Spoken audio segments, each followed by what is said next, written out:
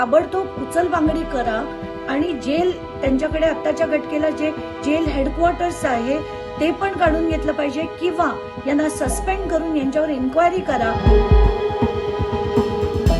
वैष्णवी हगवण्याच्या प्रकरणात आता सासरच्या मंडळींबरोबरच एक मामाही वादात अडकले आहेत। या मामांमुळे राजकीय दबावाचं हे प्रकरण आता आणखीन हाय प्रोफाईल बनलं आहे। वैष्णवी हगवणे यांचे मामे सासरे विशेष पोलीस महानिरीक्षक जालिंदर सुपेकर यांनी हगवणे कुटुंबाला बेकायदेशीररित्या मदत केल्याचा आरोप झाला आहे। या आरोपांच्या गदारोळात सुपेकर यांनी हगवणे बंधूंना शस्त्र परवाना देण्यासाठी नियम धाब्यावर बसवल्याचा हा आरोप झालाय। या प्रकरणी हगवणेंवर आणखीन एक गुन्हाही दाखल करण्यात आला आहे। यानंतर मात्र जालिंदर सुपेकर यांना सरकारनं दणका दिलाय। त्यांच्याकडून नाशिक, संभाजीनगर, नागपूरचा कारागृह उपमहानिरीक्षक पदाचा अतिरिक्त कार्यभार काढून घेण्यात आलाय। दरम्यान आता सुपेकरांची सगळी प्रकरणं बाहेर काढत अंजली दमनी यांनी देखील मोठी मागणी केली आहे। शशांक आणि सुशील हगवणे यांना गन लायसन्स त्यांच्या मामांमुळे म्हणजे आयजी जालिंदर सुपेकर यांच्यामुळे मिळालं। आता याच्यात दोन गोष्टी आहेत। खरं तर करता येत नाही अशा गोष्टी जालिंदर सुपेकरांनी केल्या।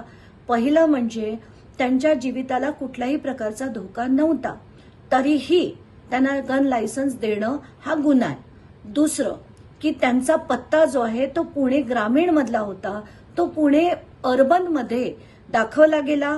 आता इतर कुठल्या अधिकाऱ्यांनी केलं असतं तर आपण समजू शकलो असतो, पण मामांना पूर्ण कल्पना असून कदाचित त्यांच्याच गायडन्सनी त्यांनी ते करून घेतलंय।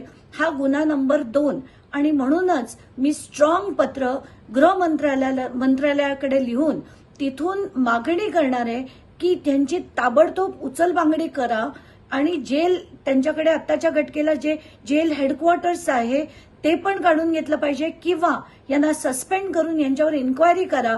आणि अगदी अशोक सादरे प्रकरण असो, जेलचा स्कॅम असो, मी दिलेली ऑडिओ क्लिप असो किंवा आताचं हे प्रकरण असो, सगळ्याची चौकशी करून त्यांच्यावर योग्य ती कारवाई लवकरात लवकर झाली पाहिजे। वैष्णवीचा मृत्यू जेव्हापासून झाला तेव्हापासून मी सतत एकच नाव घेत होते, जालिंदर सुपेकर यांचं। आणि याचं कारण असं होतं की पदोपदी या कुटुंबाला जी मदत होत होती, जो दबाव होत होता, पोलिसांचा दबाव जो होता न्याय न करण्यामागचा, तो जालिंदर सुपेकर हेच होते असं मी पहिल्यापासून म्हणत होते।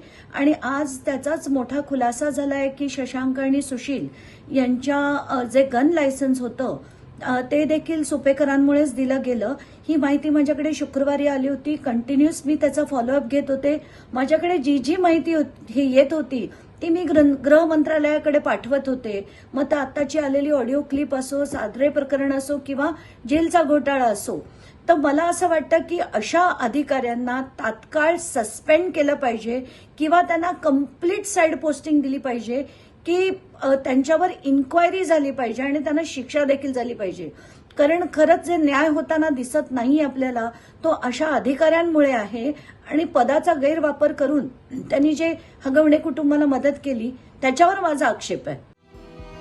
एकीकडे या प्रकरणात वरिष्ठ पोलीस अधिकारी अडकल्याने खळबळ उडाली असताना रोहिणी खडसेंनी तर गंभीर आरोप केले आहेत। हगवणेंना सोडवण्यासाठी राजकीय प्रयत्न होत असल्याचा आरोप करत त्यांनी मोठी मागणी केली आहे की जर तिच्या शरीरावरती 29 ठिकाणी जखमा असताना त्या FIR मध्ये आत्महत्येस प्रवृत्त करणे किंवा जीव जाईल तोपर्यंत मारहाण करणे किंवा अशा अनेक कठोर कलमांचा त्यामध्ये समावेश का करण्यात आला नाही?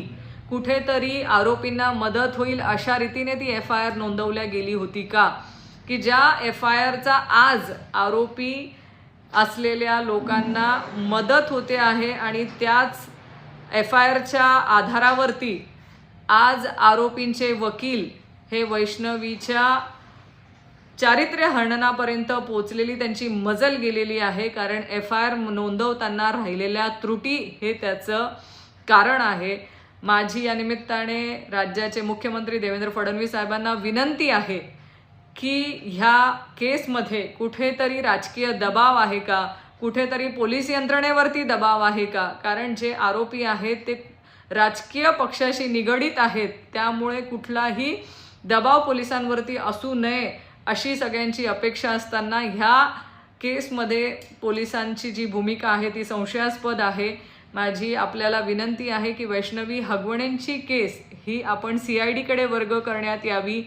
जशी बीडच्या संतोष देशमुखांच्या केस संदर्भामध्ये सुरुवातीला पोलिसांची भूमिका ही संशयास्पद राहिली आणि जेव्हा ही केस CIDकडे वर्ग करण्यात आली त्यानंतर त्या केस संदर्भातल्या अनेक घडामोडी अनेक घटना ह्या बाहेर आल्यात आणि सत्य बाहेर यायला मदत झाली. तसंच वैष्णवी हगवणेंच्या केसमध्ये अजूनही सत्यता लपवली जाते आहे किंवा कुठेतरी राजकीय दबाव असायला वाव आहे.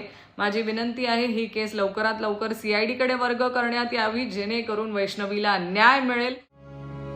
शस्त्र परवान्यासाठी हगवणेंनी केलेल्या बनवाबनवीशी आपला संबंध नसल्याचा दावा सुपेकर करत आहेत. पण आता सरकार या प्रकरणी चौकशी करून काही कारवाई करतं का ते पाहणं महत्त्वाचं ठरणार आहे.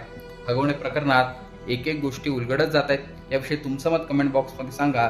लोकमतचं YouTube चॅनल सबस्क्राईब केलं नसेल तर आठवणीने सबस्क्राईब करा.